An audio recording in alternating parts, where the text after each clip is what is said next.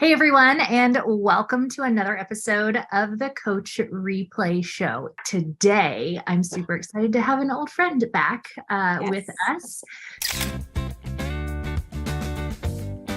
Dr. Stephanie Affinito's joining us today to talk a little bit. October is Mental Health Awareness Month, and I think that is a really important thing for us to talk about mental wellness with our educators and our role as coaches in supporting that. So all this month, we're going to be bringing you folks who are going to be tying their content into this idea of mental wellness. And Stephanie's got a great one to kind of kick us off and a challenge for the month, right, Stephanie? Sure do. Yeah. So Stephanie, for those who are new to the show, tell everyone a little bit about yourself. Hi, everyone. I am Stephanie Affinito. I am a literacy teacher educator. I work at a university in upstate New York, closer to Canada than I am to New York City, to give you a little frame of reference. And I spend my days working with teachers who want to become literacy specialists and literacy coaches. There's a special place in my heart for coaches and coaching. Actually started coaching back in 2001 when we didn't really quite know what coaching was and what we were supposed to do. And that's really what set my passion for coaching in motion, because I was figuring it all out on my own. And sometimes I didn't do a very good job at it. And so I dedicated all of my research, all of my work to supporting those who support others, because I really feel like as coaches, we need someone to coach us, not just on the content and not just on what we're supposed to be doing every day, but how we take care of ourselves and the coaching practices we need to have in place so that our cups are filled and we can keep filling the cups of others. So I love all things coaching, reading, writing, notebooks, books, all of the things. Tell us a little bit about your topic today. Yes. Well, today I wanted to share a tool that has helped me very much lately, called, no really fancy name to it, but I call it the coaching wheel because it looks like a coaching wheel. A simple name, but a really complex idea behind it. And, we spend so much time as coaches trying to figure out what our role is supposed to look like, what we are supposed to do, what we do all day to support teachers or students. And we can really get caught up in the doing of all those things. Are we doing our coaching cycles? Are we doing professional development? What about assessment meetings? Did I touch base with this teacher? There are so many things that we juggle on a day-to-day basis. And the trick is balancing those over the course of a day, the course of a week or a month or a quarter, so that not only are we effective for teachers and students, but we feel good as coaches about what we're doing as well. Do we have, maybe balance isn't the right word, but a rhythm that balances back and forth? And I know for me, when the pandemic hit, as with a lot, that balance went out the window. Right. And it left me with, different feelings about coaching. How are we supporting teachers? How are we supporting students? But as coaches, we were getting burnt out. Right. And it was really difficult for us to navigate what we did all day versus what we did on a virtual space. And I didn't notice until it was a little bit too late of how my coaching roles had shifted in a way that didn't necessarily work well for me. Countless Zoom calls versus one coaching cycle, or lots of email conversations and not a lot of contact time. And so I was trying to figure out a way to really take an objective look at what I was doing all day as a coach, so that I could reflect on if it was working for teachers and students, which is what I always asked. But now I added the question, is it working for me? Sometimes it did, and sometimes it didn't. And that's where I found the coaching wheel, kind of out of desperation of how I can take a good hard look at what I was doing. I needed a way to have something very concrete. This is what I do all day. This is what I do over the course of the week. And I wanted to be able to see, is it what I think I do?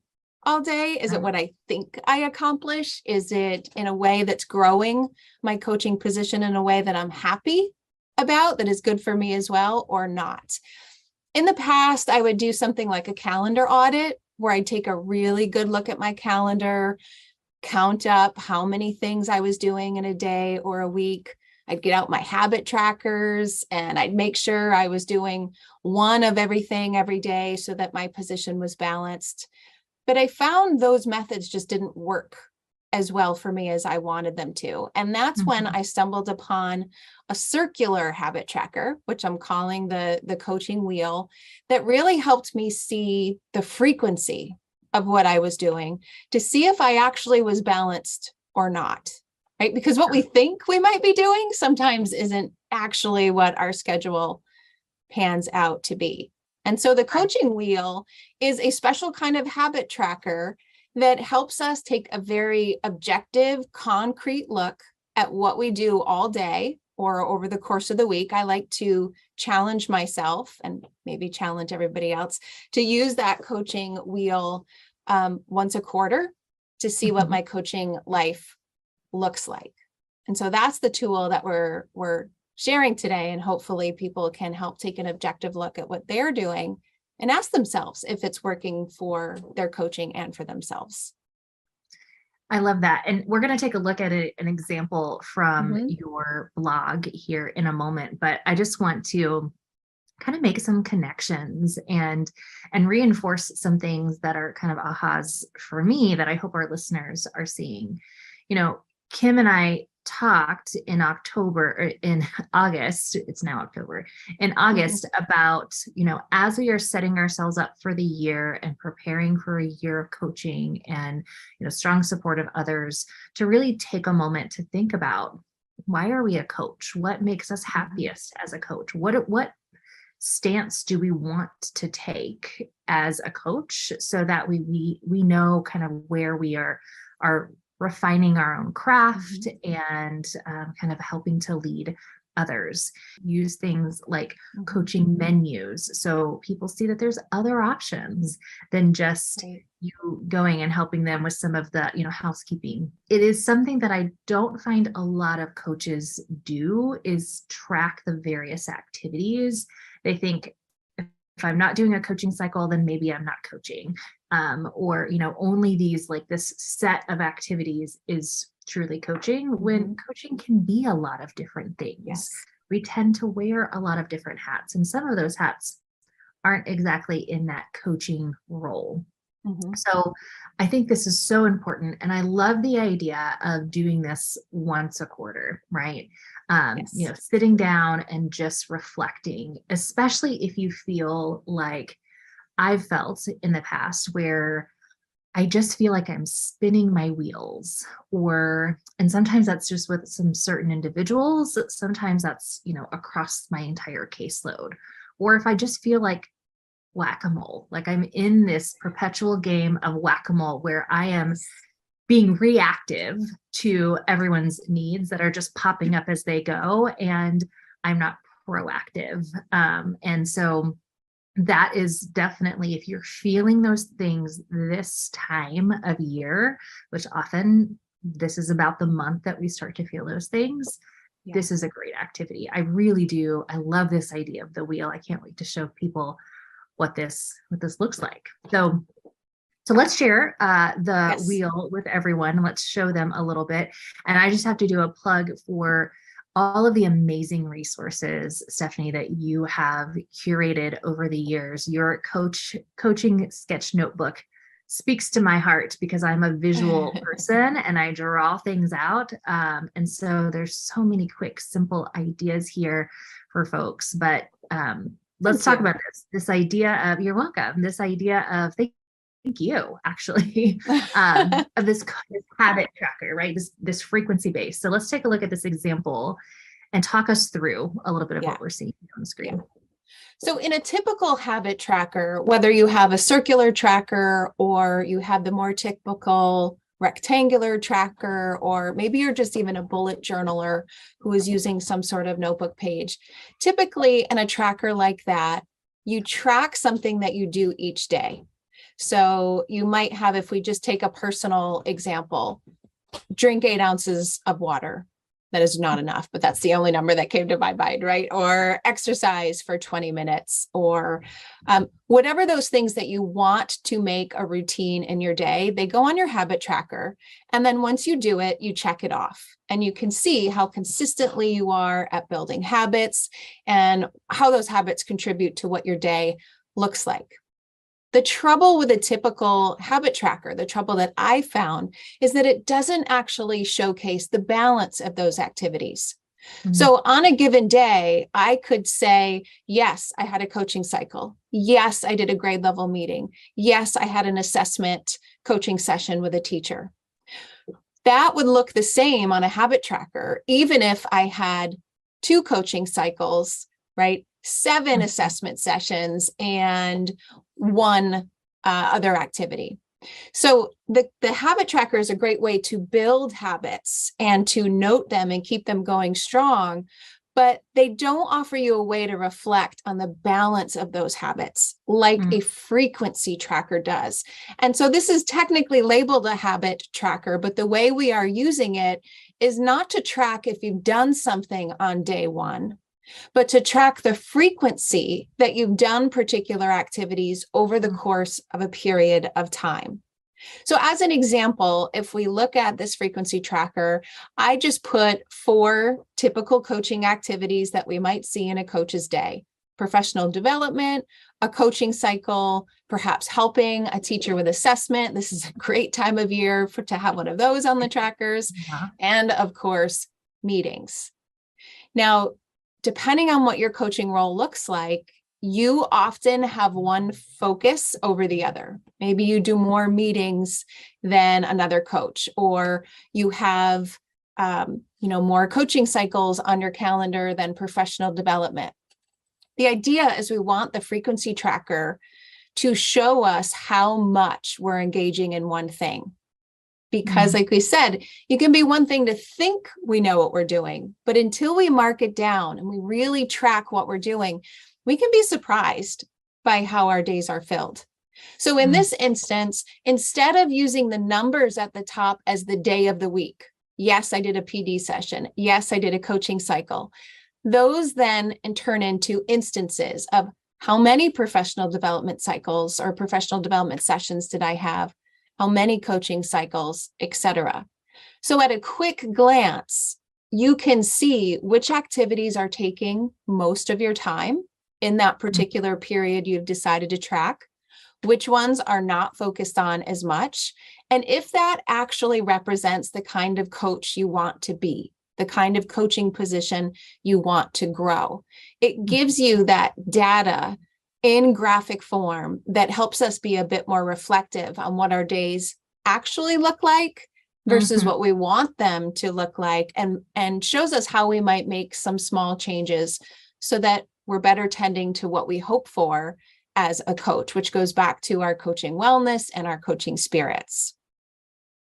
I love this. And I'm so glad that you described here, because I would think immediately there's 31 slots on here. So, each day, but this idea of it being about frequency in a single day, I may do X amount of meetings, and that begins to take away big chunks of my time. Yes. So are those accretive or dilutive, right? So do they support and grow in the areas that I'm working on, or are they really not something I should be engaging in as much? Some things I'm thinking, looking at this, and I'm thinking there's other things I might include. And I want to invite our audience to comment and share with us, what would you include in your habit tracker? Things like, finding and creating resources or sharing out resources. I might be, building up a newsletter. And so I need to make sure that I spend some time, at least once a week or each day. I might have a goal to find and create and make a plan for sharing out those things. So am I doing that piece? It might be something else. I have a question for you, Stephanie. Would you suggest putting, so here, these are kind of your typical activities that you engage in.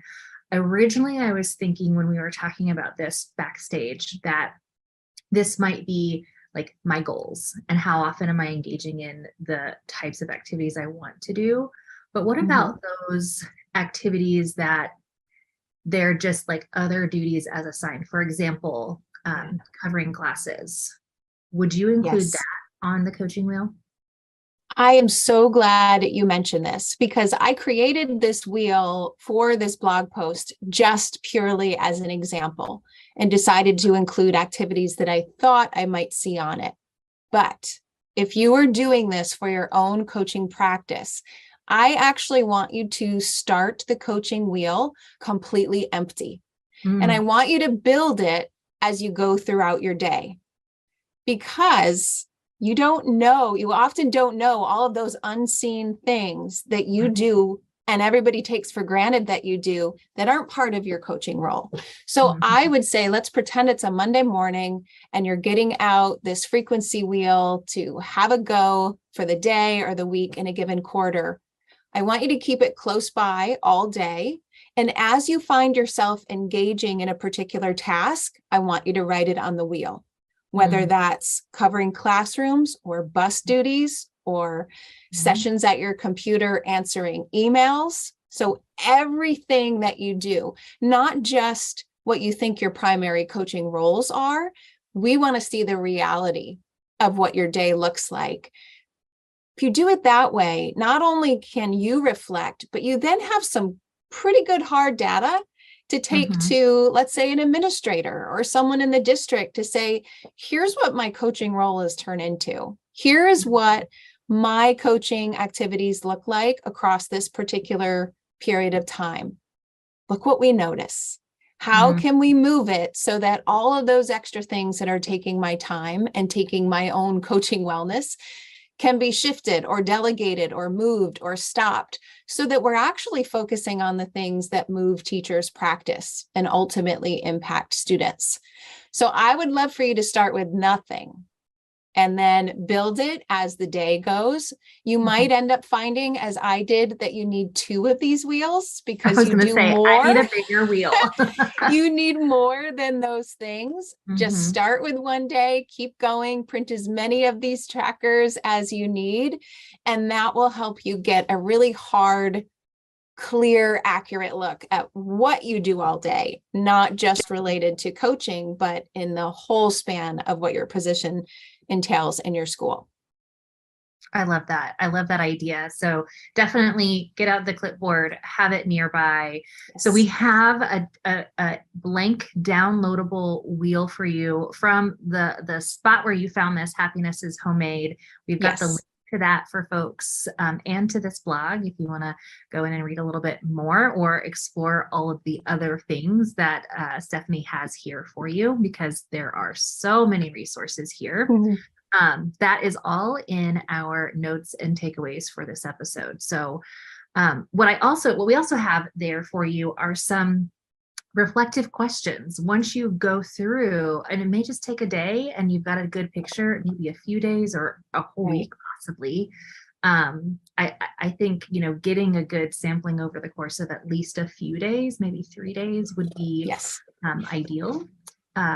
Then you can sit down and Stephanie's got some great reflective questions. Could you share a few of those? So as coaches are looking at their frequency tracker, what kinds of things might they ask themselves? Sure. I think we've got some typical questions of which coaching activities are taking most of my time, right? What am I engaging in with the most frequency? Which coaching activities are taking the least of my time? But then thinking about, are those activities taking the most time, the things that I want to take the most time, the things that we know are effective for the teachers and students in my particular building?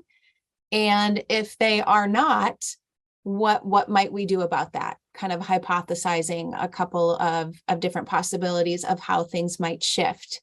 We also want to look at it in terms of our coaching wellness and our spirits, as we talked about.